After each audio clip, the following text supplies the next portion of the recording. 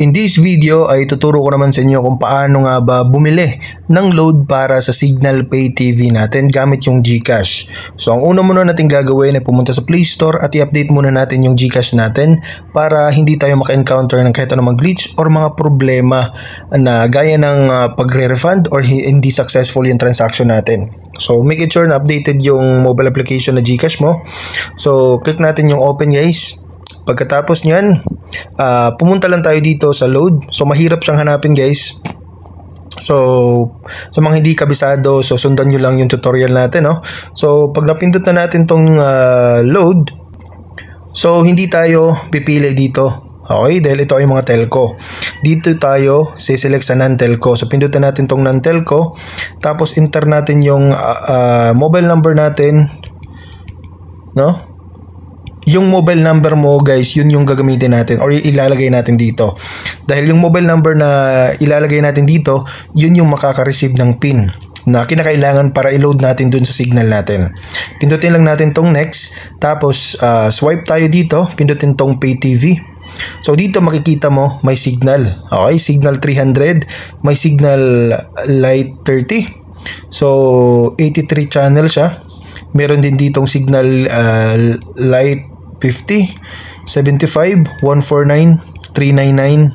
So marami ditong signal. Okay, mga prepaid. Okay, na niloloadan. So pwede dito guys. So piliin nyo lang kung alin yung niloload para sa signal nyo. So halimbawa yung ito guys, halimbawa ito. So signal prepaid load 800. So pindutin mo lang tong buy now.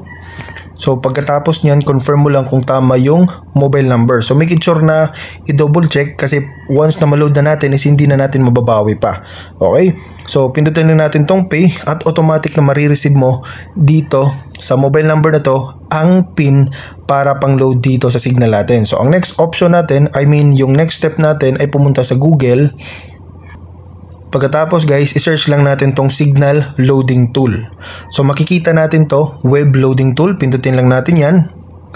So halimbawa guys, na meron na tayong na-receive na PIN dun sa mobile number natin. So ayan guys, andito na tayo. Ngayon, enter natin yung prepaid account number natin. Okay, so halimbawa ito yung mobile number natin, prepaid account number ng Signal. Tapos yung PIN na na-receive mo sa mobile number mo, dito mo ilalagay. Okay, dyan mo ilalagay. Tapos dito, enter mo yung code na nandito.